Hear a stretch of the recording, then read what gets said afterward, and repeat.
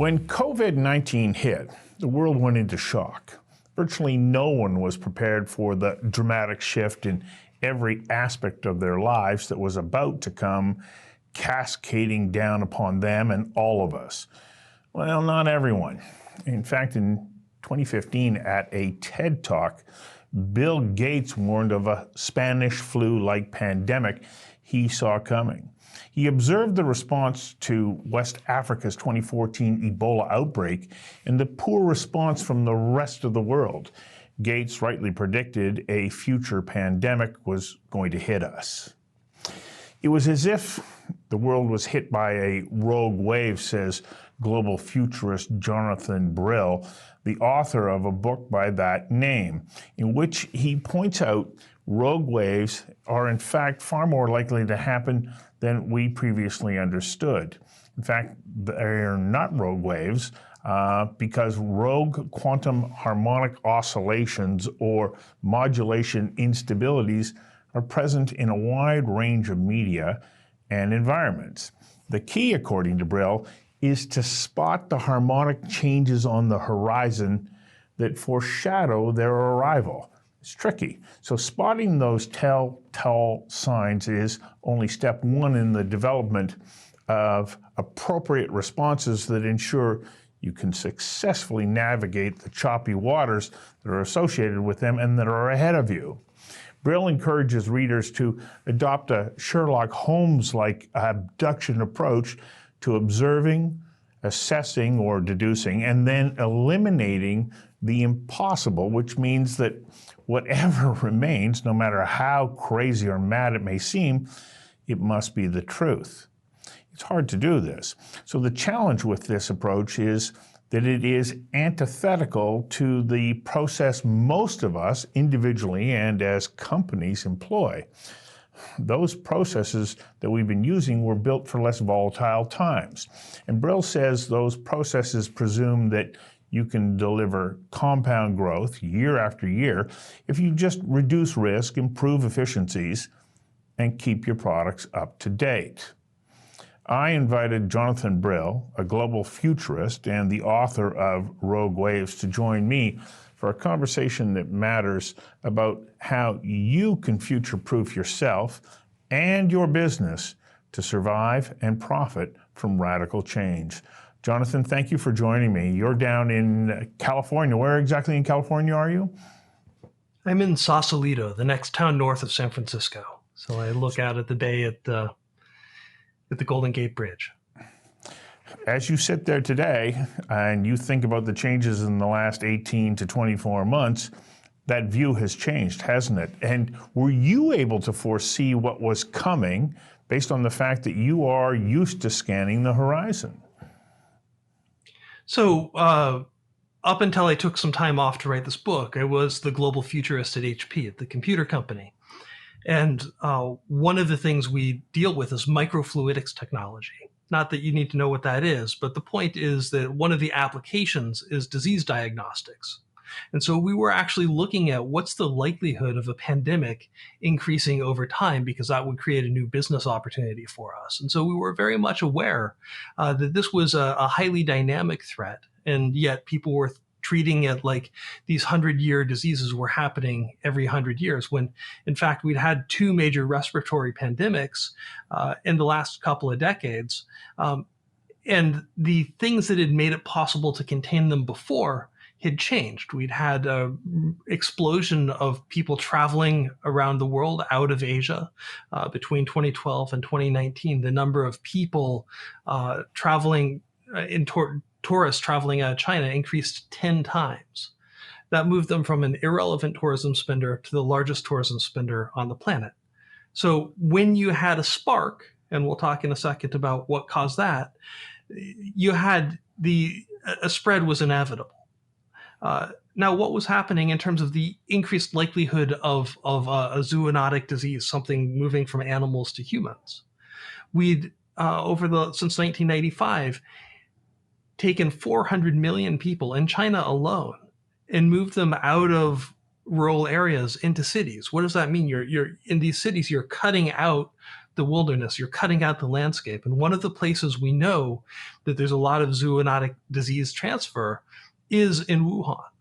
So when you take a look at all of these things happening together, what you saw was that the likelihood is that this was no longer a 1 in 100 chance. This was maybe a 1 in 10, 1 in 15 chance of happening. And yet we were miscalculating the risk in a radical way and not taking the actions we needed to take advantage of, to turn this disease as a business to our advantage.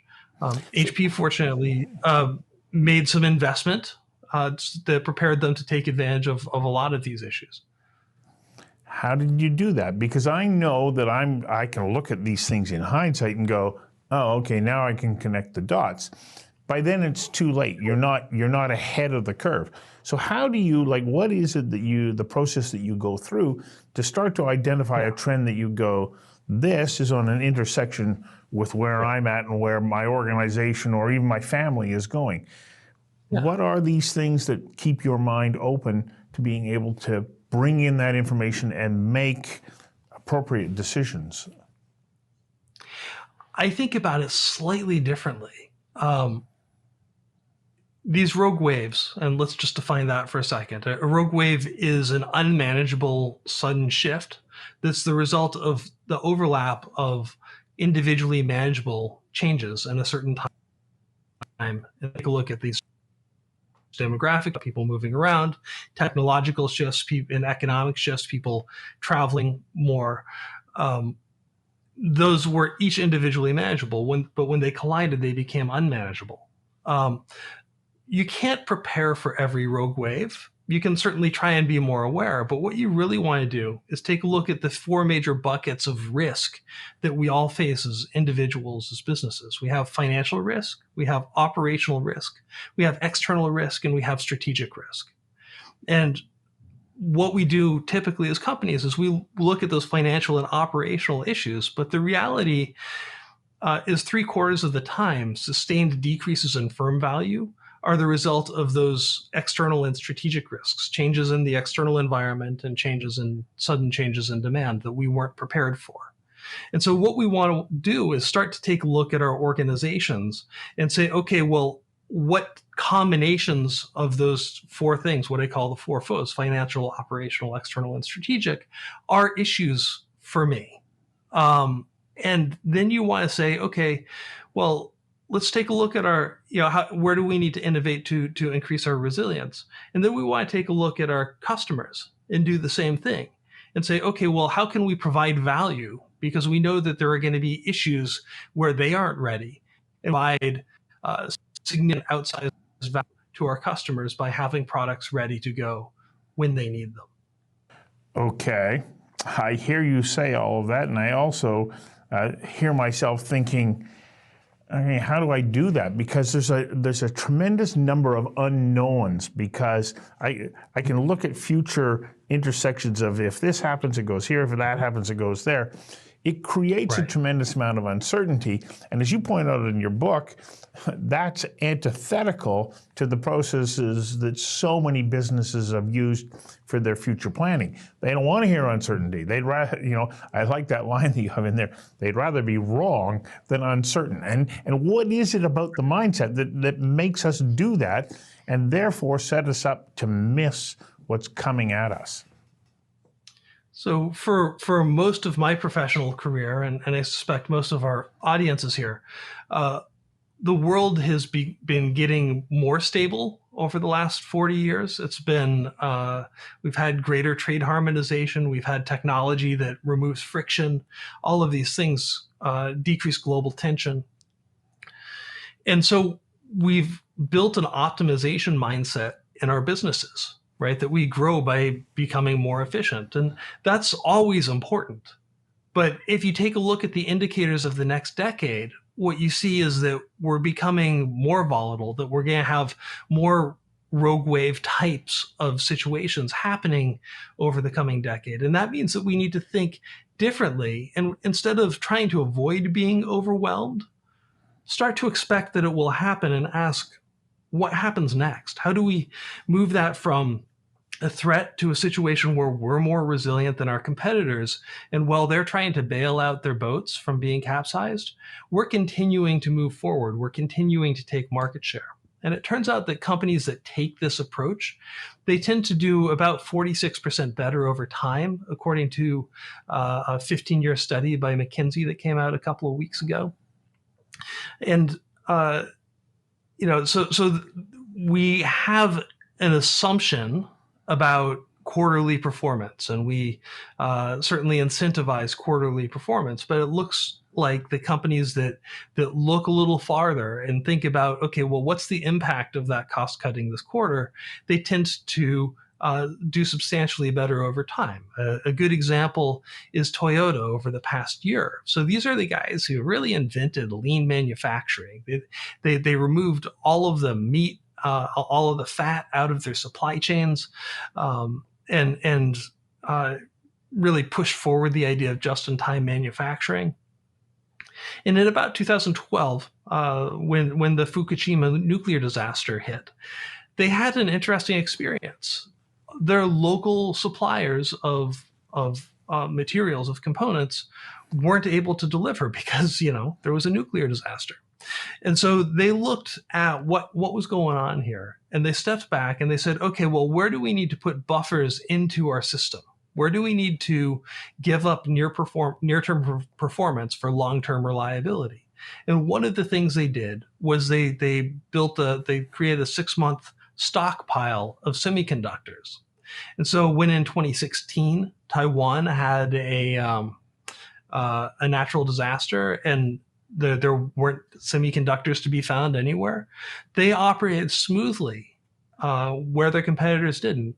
And when COVID hit, the same thing occurred.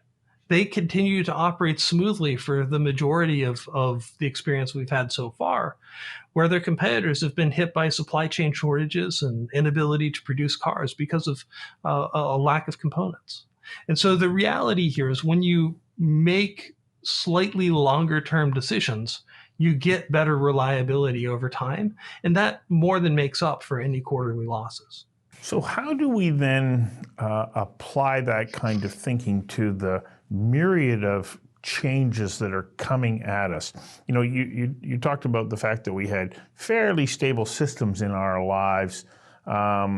There'd be a production here, these things would be happening, population was growing this way, technology would advance even then in a somewhat linear way. Now everything is almost chaotic. We've got AI, we've got aging populations, we've got income disparity, we've got global supply chains. How do you start to pull together all that information that can help you make decisions that, will be appropriate? That's a great question. When I look at the future, I look at what we can know, what we can't know, and what we don't know, right? Kind of what Donald Rumsfeld called the knowns and unknowns. Known unknowns, yes. Yes. and in the book, when I was at HP, we did about $15 million of research over a number of years to figure out what we can know, what are the trackable changes over the next decade. And we lay those out in the second chapter of the book. And so one of my first proposals is take a look at those things that we can know will change and say, okay, if some of these happen faster or slower than we expect, and we lay out 10 of them, if they happens faster or slower than we expect, what would be the impact on my finances, on my operations, on my external environment, and on my strategy so that I can be prepared? A second approach is to take a look at what's happened over the 20th century. We had about 400 major shocks. I know that a lot of this goes out to Canada, but we had about 400 major shocks, business shocks in the US over the 20th century. That's about one a quarter, to give you a sense of scale. And if you take a look at those, if you take a look at any decade of the 20th century, is your strategic plan, are your operations ready for that? Are your finances ready for that? And by starting to look, if you don't believe that you can see the future, starting to look at the things that have happened in the past, that's a really great way to look at this too.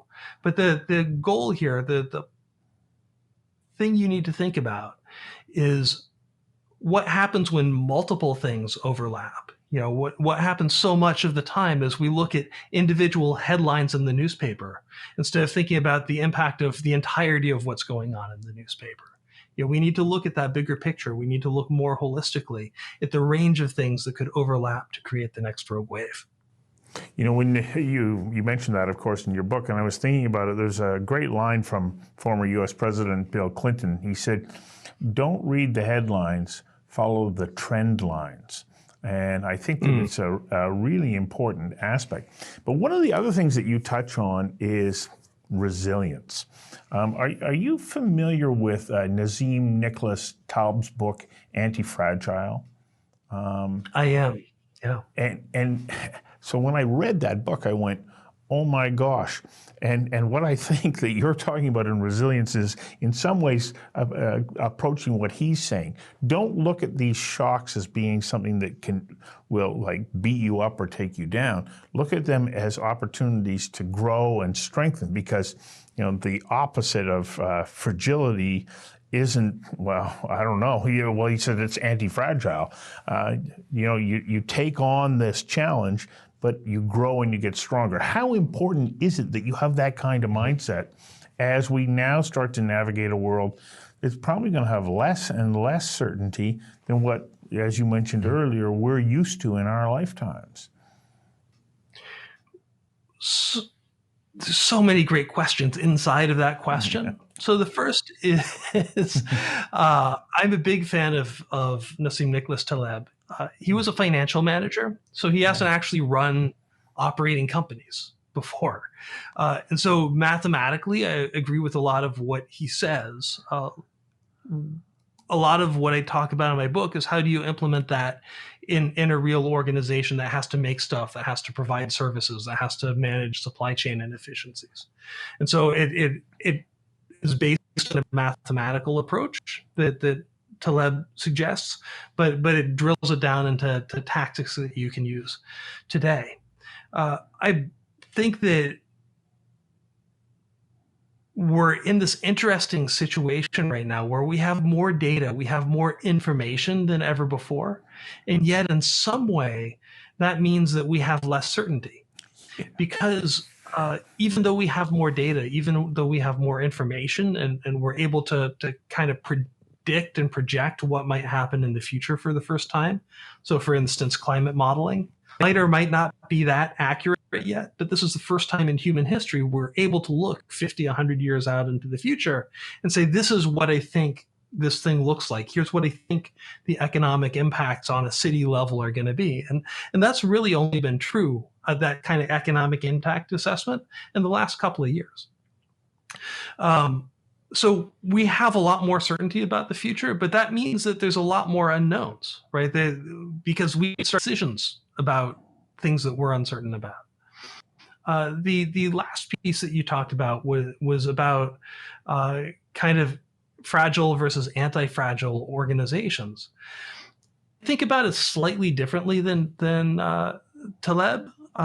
Think about the idea of resilient growth. So we have this idea of resiliency that we have, over the last, decade or so, 70% of companies, large companies, have developed enterprise risk management capabilities in their organizations, but they don't talk to their innovation people.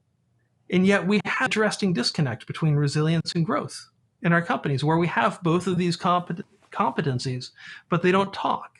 And I think that's because we think about risk all wrong.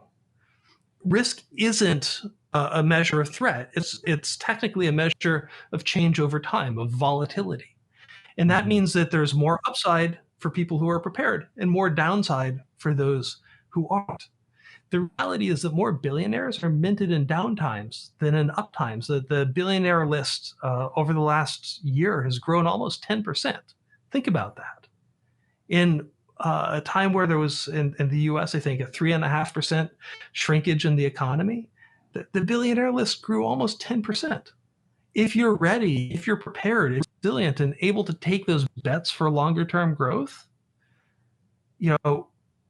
these downtimes, this volatility is good for you.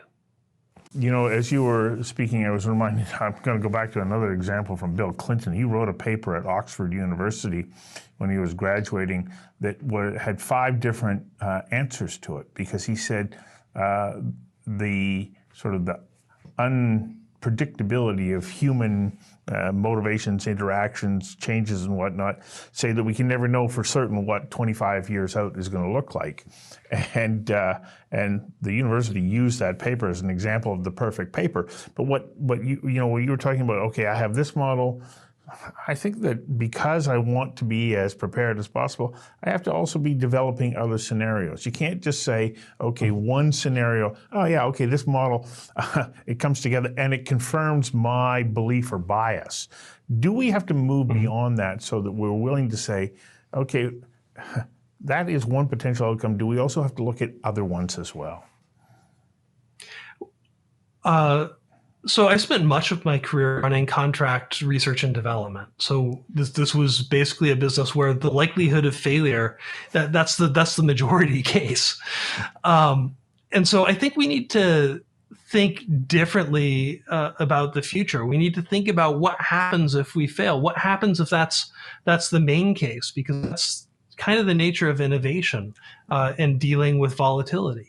And how do you turn that to your advantage? The question is, how do you balance your innovation portfolio? How do you think about it as just like any other investment portfolio where you have counter-cyclical investments? So the way I think about it is how do you have growth investments, kind of put a ding in the universe investments? How do you have sustaining investments that make sure that things kind of move forward? And then how do you make sure that you have enough insurance investments that if things go bad, these give you a second path out? And we want to be thinking about what's the right combination for our lives, for our organizations, just like we would in a retirement plan.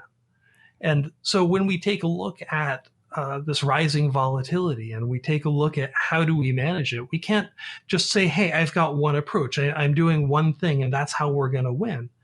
I'm doing a combination of things, and I know that the environment will change. I know my strategy will fail or is likely to fail. And when that happens, I've made enough investments and enough things with the right kind of portfolio that I'll have the payoff anyway. I'll have another path forward anyway.